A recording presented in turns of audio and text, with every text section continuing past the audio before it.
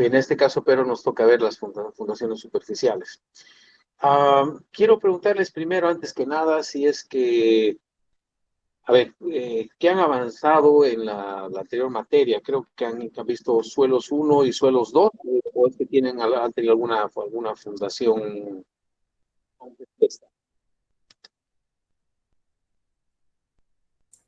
No, Inge, solo pasamos suelos uno y suelos 2. Y Ya, mecánica de suelos aplicada. ya. ¿Y con quién pasaron? Bueno, estas materias las puedes tomar con el ingeniero Salinas, ya sean las tres materias, o está también el ingeniero Heredia, el ingeniero Camacho y el ingeniero Roquero. Ah, ya, ya, ya.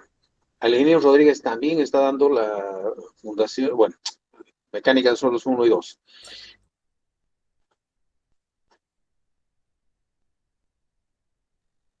Pregunta, ¿qué han visto en mecánica de suelos aplicada? Me dicen, ¿no? Sí, bueno, más que todo creo que lo que se ve son taludes, las clasificaciones de los macizos rocosos, ¿no? Ya sea Benowski o Barton, y tal vez un poco de muros de contención. Y muros de contención. Ya, perfecto, perfecto. Bueno, a ver, mm, la pregunta del millón, a ver, lo que pasa es que, a ver, nos vamos a organizar un poquito más también. El tema del avance de la materia. ¿Cuándo, sé que estamos atrasados, cuándo comenzó el semestre? Y hace un mes aproximadamente.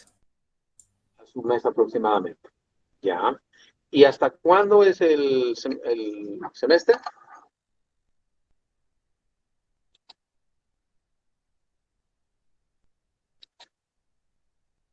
Hasta junio. Hasta el 8 de julio según el cronograma.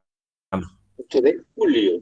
Julio. O sea, tenemos abril, mayo, junio, abril, mayo, junio, básicamente, porque julio casi es a principios. O sea, solo tenemos 3 meses para avanzar toda la materia, ¿verdad? ¿Estoy en lo correcto? Sí, Ya. A ver, quiero hacer una consulta. A ver, esta semana y la siguiente para mí es un poquito complicada porque estoy de viaje. Eh, bueno, sé que son hartos ustedes. ¿Qué chance tenemos de pasar clases en lugar de pasar clases de jueves, de pasar el día sábado, como es virtual? Yo no me hago ningún problema en la hora, tentativamente a esta misma hora sería tal vez lo más adecuado. No sé cómo están de tiempo. A ver, si pudieran decirme los que no pueden el día sábado, o sea, reponer la clase del jueves por el día sábado. Sería por esta semana. Veremos cómo nos va la siguiente. Esta y la siguiente semana vamos a tener que pasar las clases virtuales.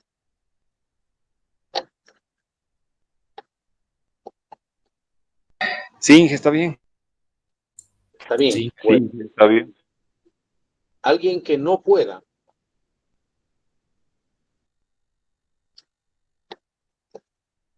Bueno, veo que todos pueden entonces. Entonces, bueno, lo primero que nada, entonces la clase del jueves estaría postergada para el sábado y sería de 7 a 10 de la noche, ¿verdad? Y la clase de hoy día es de 8:15 a 10 de la noche también, ¿correcto? Sí, 8:15 hasta las 10 menos cuarto.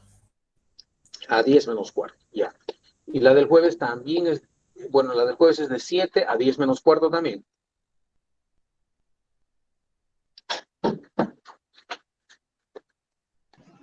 7:30 sería genial, desde las 7:30.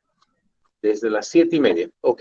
De 7:30 a 10 menos cuarto. La del día jueves, que le estaríamos pasando el día sábado en este caso, ¿no? Un favor, ¿ustedes tienen algún grupo de WhatsApp del curso? Hay uno que No, Inge. habilitaron, pero no Ya, oficial, digamos, de la materia, ¿no? ya. Bueno, generalmente, ¿cómo hacen la comunicación? Las comunicaciones las hacen por la plataforma por la que les he pasado el link, o es que se comunican más por WhatsApp. Por ambos medios, más que todo, Inge. Ya. Ok, bueno, si tienen algún grupo, me gustaría que me añadan, si alguien pudiera tomar nota. Y también si quieren, también tienen alguna pregunta, con todo gusto, por WhatsApp al 764-01356. A ver, les repito de nuevo, el 764-01356. ¿Ok? Bueno, después de estas 2 semanas van a ser presenciales y lo que vamos a hacer es, en estas 2 semanas vamos a avanzar un poquito de materia y vamos a hacer un repasito en cuanto yo retorne, cuando tengamos la clase presencial, ¿ok? O sea, vendría a ser el martes de aquí a 2 semanas, un primer repasito, ¿ya? Les voy a tratar de dar tareas y las notas van a ser básicamente las tareas y los exámenes. Creo que generalmente utilizan el 60% de la nota son las tareas y perdón, los exámenes y el 40% son las tareas. ¿Es así como se manejan generalmente? Depende de cada docente, pero no está mal. Ya. Ok, o lo haremos 50-50. 50% los exámenes, 50% las tareas. Les voy a dar bastantes tareas. Y cuando les dé alguna tarea, digamos, si les doy hoy día, la siguiente clase no me entregan la tarea, sino la subsiguiente. ¿Por qué? Porque de esa manera la clase siguiente pueden preguntarme si es que hay dudas. ¿Ok? Perfecto, Inge. Está bien, Ok. Inge. Bueno, listo. A ver, primera pregunta del millón. Eh,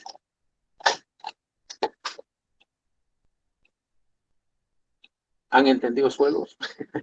O sea, ¿saben la diferencia entre una arena y una arcilla?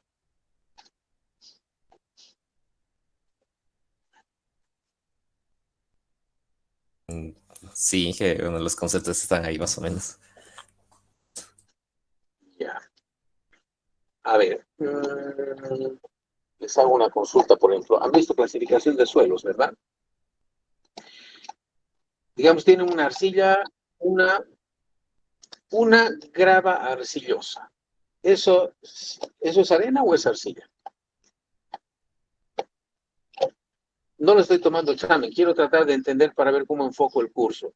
Sí, básicamente de eso trata.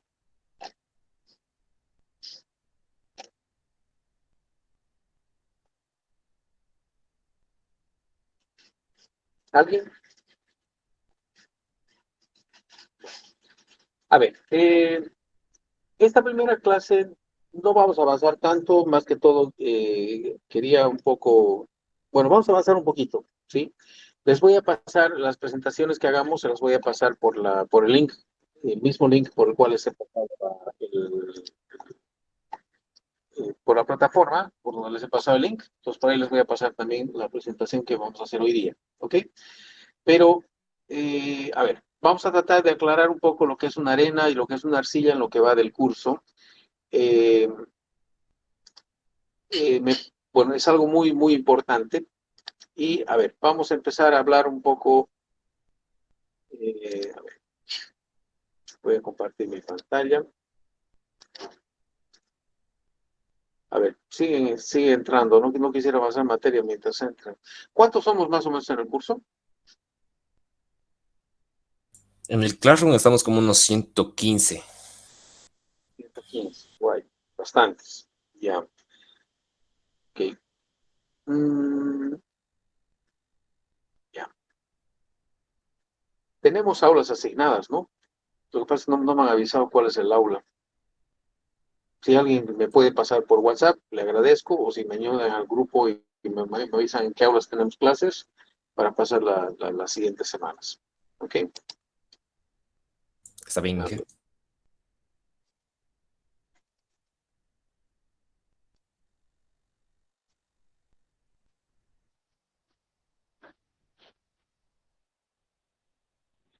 ¿Se ve mi pantalla? Sí, Inge. Ya. Ok. A ver.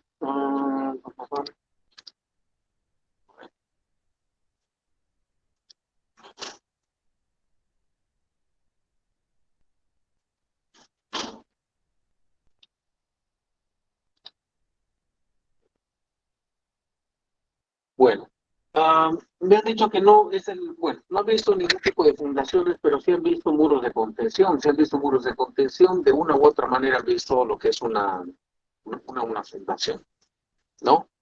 Ah, bueno, en una fundación tenemos dos cosas. Uno, tenemos asentamientos y otro tenemos falla de capacidad portante. Em, ¿Qué es un asentamiento?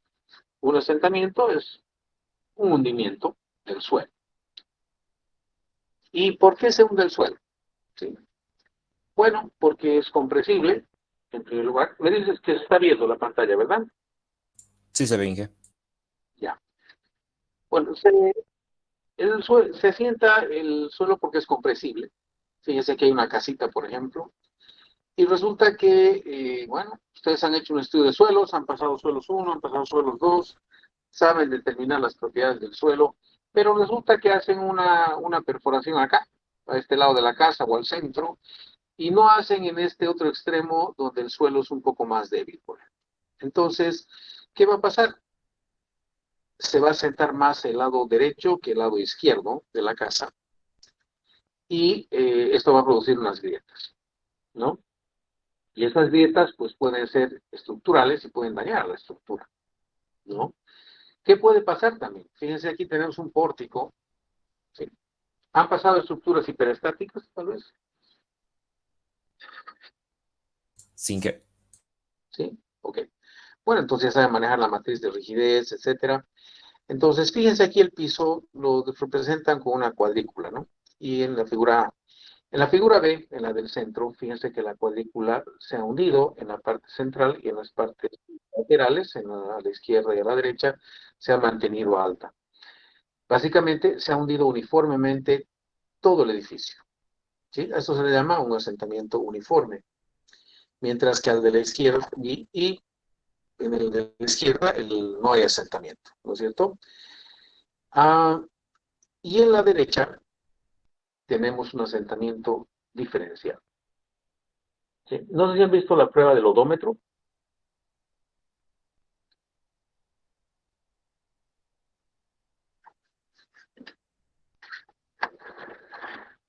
¿Han visto la prueba del odómetro en suelos? O la prueba de consolidación, también que se llama. Sí, Inge, hemos visto. Bueno, entonces ustedes saben que los suelos se van a aplastar. ¿Por qué se van a aplastar? Porque los granos se van a ir acomodando, y esto va a hacer que ocupe un menor volumen. Bueno, el problema de los asentamientos es cuando hay asentamientos de llama diferencial. ¿Qué es el asentamiento diferencial? No significa que es un asentamiento chiquitito, sino que es distinto. Fíjense aquí las columnas, la columna de la izquierda versus la primera columna de la derecha, el asentamiento que tiene es distinto. ¿Sí? El asentamiento de la primera columna, que se estoy mostrando con el mouse, ¿se ve lo que estoy mostrando con el mouse? Sí. ¿Sí? Ok. Entonces esta columna se está asentando más que la de la izquierda, y también se está asentando más que las dos columnas de la derecha. Entonces, este asentamiento de esta columna es distinto al asentamiento de las otras dos columnas. Ahora, ¿qué pasa con este asentamiento? Lo que sucede es que, fíjense aquí arriba, la viga, en la parte de arriba, en lugar de tener 3 apoyos, o digamos 4 apoyos, básicamente llega a tener 1, 2, 3 apoyos. Porque el apoyo del centro básicamente ya casi no lo tiene, casi se está apoyando, se está colgando la columna de la viga. Si ustedes van a hacer esta viga, por ejemplo, con hormigón armado, en la situación inicial, que es la de la izquierda, cualquiera de las imágenes de la izquierda, pues encima de la columna va a tener fierro negativo porque va a haber momento negativo. Pero en el caso del asentamiento diferencial, bueno, el momento negativo va a disminuir, o es posible que se cambie a momento positivo. Entonces, el fierro está totalmente mal diseñado. Entonces, ¿qué es lo que sucede? Los asentamientos diferenciales afectan el comportamiento estructural de una estructura. y donde hay un gran problema entre los ingenieros, ¿no? Los ingenieros dicen yo soy ingeniero geotecnista y otro dice yo soy ingeniero estructural. Y el ingeniero estructural dice que me dé el estudio del suelo el geotecnista y me dé la capacidad portante. Y el geotecnista dice, bueno, yo le doy la capacidad portante y punto. En realidad no es así. Es mucho más complejo. La interacción entre las dos ramas tiene que ir de la mano, es muy íntima. En pocas palabras, el ingeniero estructural tiene que dar las cargas al geotecnista y el geotecnista tiene que diseñar la fundación para las cargas que le da el estructural y le tiene que decir cuánto se asienta. Y el estructural tiene que decir, ok, con esa carga que te he dado, tú has una cantidad y tiene que poner ese asentamiento en su modelo estructural. Ese asentamiento es una condición de carga para la modelación estructural. Bueno, es lo que debería ser. Pero lo que sucede generalmente en nuestro medio es que dicen, asentamiento diferencial es menos que el admisible, pues está bien. No, no está bien. Cualquier asentamiento tiene que ser introducido en el cálculo estructural. Entonces, lo primero que tenemos que decir es que la geotecnia no está separada de la estructura, de las estructuras, ni las estructuras de la geotecnia. Todo es uno solo, es uno mismo. ¿Ok? Ahora, ¿por qué también ¿por qué también se asientan las estructuras? Porque, bueno, puede haber un incremento de cargas. Y uno dice, ¿cómo es posible que aumente la carga en una estructura? Pues bueno, fácil. Una universidad se compra un edificio que era para departamentos y dice, bueno, ahora yo lo voy a convertir en biblioteca. Y no hay regulaciones en nuestro medio que digan, no se puede cambiar. O en su defecto dicen, bueno, pues ahora el sismo, ha salido una norma sísmica, por ejemplo, nueva, que dice que ahora el sismo es más fuerte que antes, entonces las cargas se incrementan. ¿Sí? Otro problema son cuando hay excavaciones a los costados. Cuando existen excavaciones en los costados, pues también se cambian las condiciones de asentamiento. También cuando están ustedes apoyados en un talud, como han visto estabilidad de taludes, cuando están en un talud y hay un movimiento del talud, también hay esos asentamientos y otros, por ejemplo, cuando hay packing y demás cosas. Ya que estamos hablando rápidamente de los asentamientos, fíjense que cuando hay asentamiento uniforme, a la estructura no le pasa nada. Esto podría asentarse, en teoría, 10 metros más. Pero, ¿qué es lo que sucede? Nuestras ecuaciones no son tan perfectas, ¿no? Y además el suelo en este extremo de la estructura no es igual que el suelo en este extremo. Entonces, la posibilidad de que el asentamiento no sea uniforme es muy grande. Entonces, el asentamiento uniforme también tiene unos rangos, ¿sí? Algunos autores dicen 5 centímetros, otros dicen 3, otros dicen 2, depende de la estructura, etcétera. La siguiente clase yo les voy a pasar unas referencias bibliográficas para que veamos un poco eh, cuánto puede ser este asentamiento admisible. Ahora, cuando el asentamiento es uniforme, en teoría no le pasa nada a la estructura, pero ¿qué sucede? Pues aquí entran líneas de agua potable, sale el desagüe sanitario. Entonces, fíjese, aquí a la derecha el suelo está más alto que la estructura. Entonces, ¿qué va a pasar? Se va a romper pues la tubería. Y si se rompe una tubería de agua, ¿qué sucede? Es como si estuviera lloviendo 24 horas al día, 7 días a la semana, 365 días al año. Entonces, una tubería rota tiene un efecto muy malo, exageradamente malo en una estructura. Entonces, no podemos permitir que las cañerías y las tuberías se rompan. Por eso es que también el asentamiento total tiene unos ciertos límites. ¿Ok? ¿Se entiende hasta acá? Sin que. Ok. A ver, vamos a volver atrás. Acá. Bueno. Cuando tenemos una estructura, ¿sí?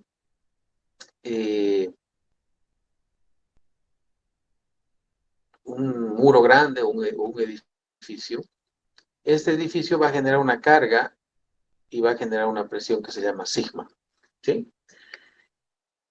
Esto es a aprender a calcular. Vamos a ver cuánto es este valor admisible para distintos tipos de fundaciones. Pero hoy día estamos un poquito, vamos a filosofar el día de hoy sobre las fundaciones. Vamos a tratar de ver, tratar de entender qué es lo que pasa con las fundaciones. Más que aprender de memoria ecuaciones, tratemos de entender qué pasa con una fundación. Porque cuando uno entiende, el resto es fácil, ¿ok?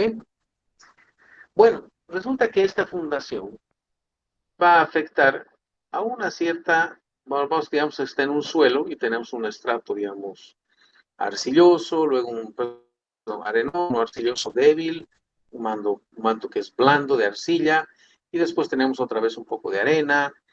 Bueno, un suelo que es variable, ¿sí? Y decimos que si el ancho de la fundación es B, el largo es más grande que el ancho, obviamente, ¿no? Entonces, vamos a tener un ancho y nos dicen que generalmente el área que está afectada alcanza a 2 veces. O sea, 2 veces el ancho de la fundación es el área de influencia de una fundación. En realidad, el área de influencia, sería aquí hay una zapatita, el área de influencia es infinita. Lo que pasa es que a una distancia corta la influencia es muy grande. A una distancia más profunda la influencia es un poco menos, un poco menos, un poco menos. Y cuando está en el infinito la influencia es casi cero, es cero básicamente. Entonces, ¿hasta dónde podemos decir que es prácticamente influyente la fundación? Entonces, la fundación es prácticamente influyente hasta 2 veces el ancho de la fundación. Entonces, todo aquel suelo que esté inmiscuido en 2 veces el ancho de la fundación, pues va a generar una... perdón, hay alguien que quiere entrar.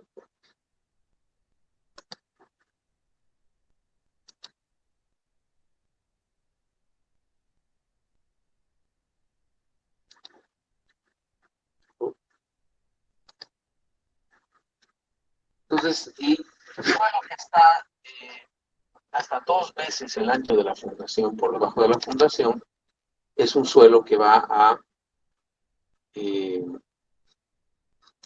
bueno, pues que va a afectar en la fundación, tanto en su capacidad portante como en su asentamiento. ¿Ok? Ahora, ¿por qué es importante esto? Porque, fíjense, tenemos una estructura que es un edificio que es de la misma altura. Uno diría también el área de influencia va a ser igual que el edificio grande que en el edificio pequeño. Pero en realidad no. Este edificio más angosto, tiene la misma altura, pero es más angosto, pues tiene un ancho B. Y el área de fundación va a ser 2 veces B. O sea, es el ancho de influencia relativamente significativo. ¿Ok? Entonces, este ancho de influencia, que es 2 veces B, fíjense que acá, en este caso en la derecha, se encuentra dentro de un estrato relativamente bueno, le llamamos. El estrato malo es el de abajo, el que está blanco con líneas azulitas. Entonces, el área de influencia del suelo de este edificio es muy pequeña comparada con este otro edificio que es más ancho. ¿Sí? Entonces, el área de influencia es muy importante. Entonces, el ancho del edificio es muy importante también, o el ancho de la zapata es muy importante. Entonces, si ustedes tienen una zapata ancha, pues el área de influencia va a ser mucho más grande. Si tienen una zapata angosta, el área de influencia va a ser más pequeña. ¿Ok? Entonces, entonces es importante saber la estratigrafía del suelo para ver qué suelo influye en la capacidad y en el asentamiento de una fundación. ¿Ok? Y para esto necesitamos estudios de suelos, y necesitamos estudios de suelos relativamente profundos en el caso de fundaciones anchas y relativamente pequeñas en el caso de fundaciones pequeñas. Pero ¿cómo vamos a saber si nuestra fundación va a ser grande o va a ser pequeña si no sabemos el suelo? ¿Cómo es el suelo? ¿No es cierto? Entonces, se tendrá que hacer, poco se tendrá que basar en la experiencia para ver qué actividad de perforación o de estudio de suelo se tiene que hacer. Y aquí es donde yo quiero tocar un tema muy importante porque es algo muy común en nuestro medio. Todos se manejan por el dinero, por la cantidad de dinero que presenta el, el, un estudio de suelos, ¿ya? Fíjense, una estructura, un edificio, ¿cuánto puede costar? ¿3 millones de dólares? ¿Sí? 3, 4, 1, no sé, pero es millones de dólares, ¿no ven?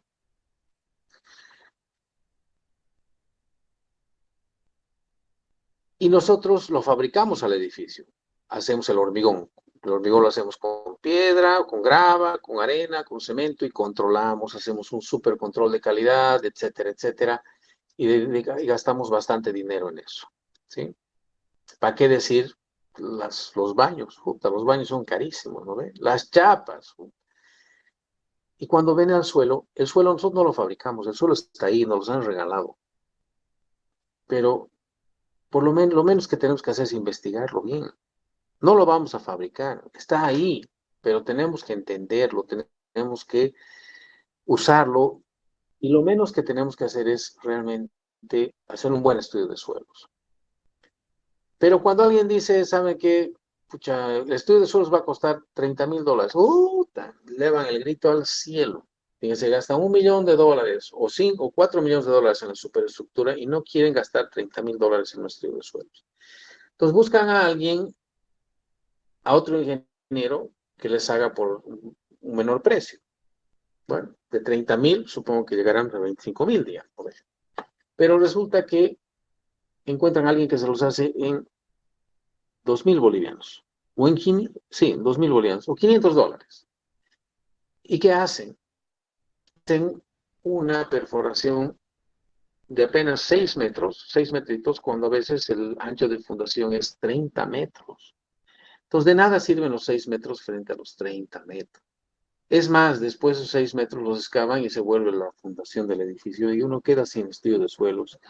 Y eso es lo que sucede y ojalá que se pueda entender en este curso la importancia de un estudio de suelos. No vamos a ver los estudios de suelos, ustedes ya han visto, pero aquí estamos mostrando por qué son importantes. Fíjense, nos regalan el suelo, ¿no es cierto? Bueno, no nos regalan, cuesta el suelo, pero el estudio, la parte de ingeniería en el suelo, pues por lo menos tenemos que gastar en un buen estudio de suelos, ¿ok? Bueno, ¿qué sucede cuando tenemos este bulbo de presiones? Tenemos una zapatita, tenemos bulbos de presiones. Cuando hacemos una excavación al borde de una zapata, ¿qué estamos haciendo? Le estamos quitando su bulbo de presión, le estamos quitando su apoyo. Por lo tanto, esta zapata es muy posible que falle.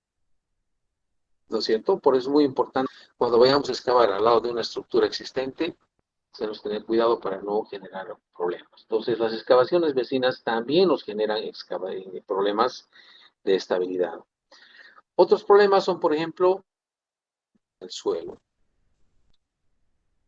Fíjense, aquí está el nivel del suelo y aquí existen como cavernas en el suelo.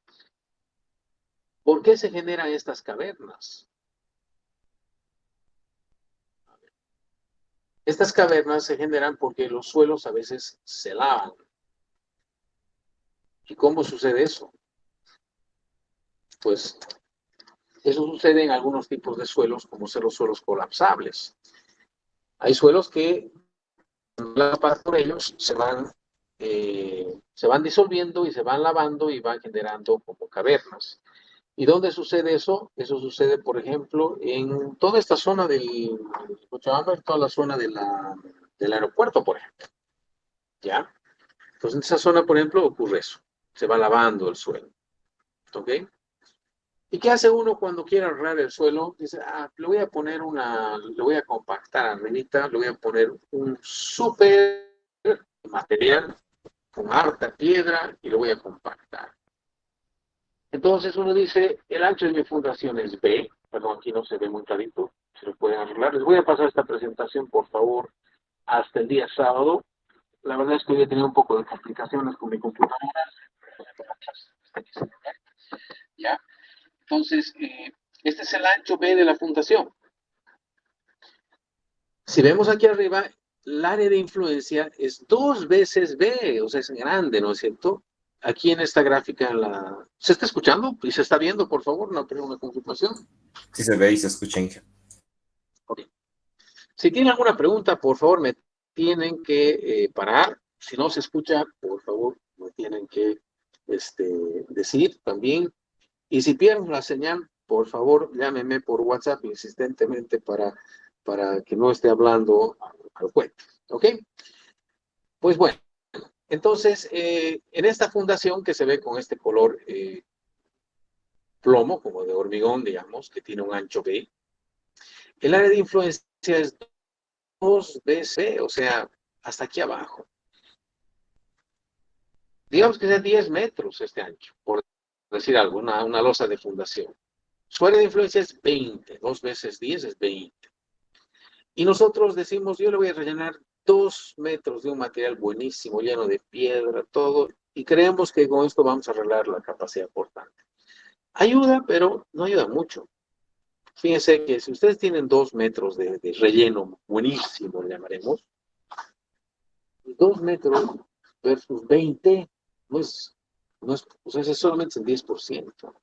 Y si ustedes aquí tienen un suelo blando y arcilloso, que es típico de Cochabamba en toda la zona central, por ejemplo, pues van a tener asentamientos y van a tener bajas capacidades portantes. ¿Esto en cómo va a ayudar? Bueno, más o menos va a irradiar la carga de la fundación, la va a irradiar más o menos así, como se muestra con estas líneas punteadas, y es como si tuvieran aquí abajo una fundación un poquito más grande. ¿Sí? Pero de ninguna manera que con un rellenito de 2 metros podemos mejorar totalmente la capacidad portante de una fundación. Y eso es algo que se cree mucho. Entonces, por eso también estamos explicando un poquito el concepto de la fundación, cuál es su área de influencia, etcétera. ¿Ok? También vamos a ver cuáles son los mecanismos de falla y demás cosas. ¿Ok? Bueno.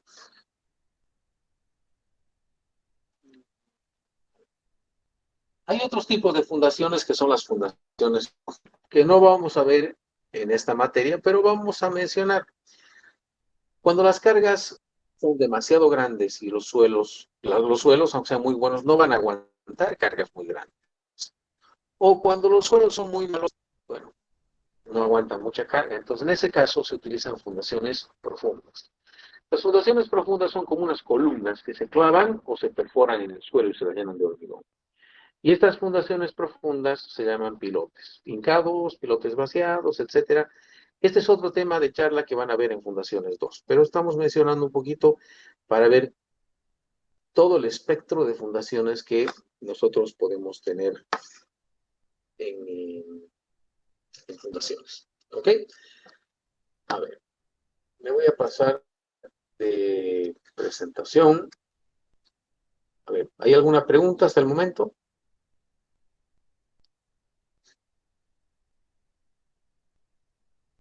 Todo claro, Inge.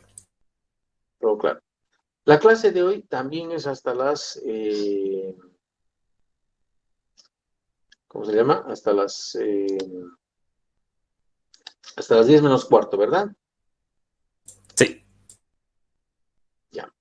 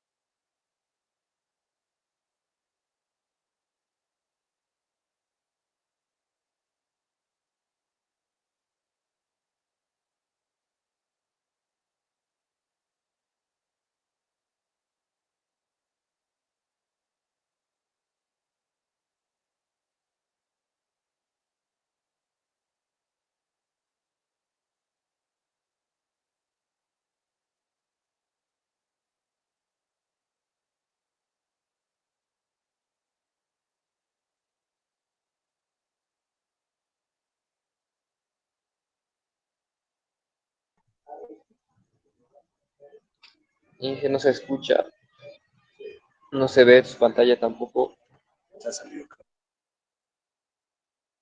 Sí, se ha salido, no está en la clase.